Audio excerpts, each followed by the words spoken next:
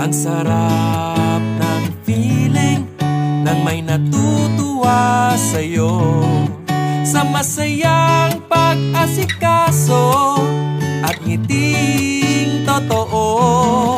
Ang sarap ng feeling nang may nagpapasalamat sa'yo, sa pagkaing inihahanda na sobrang bigay todo.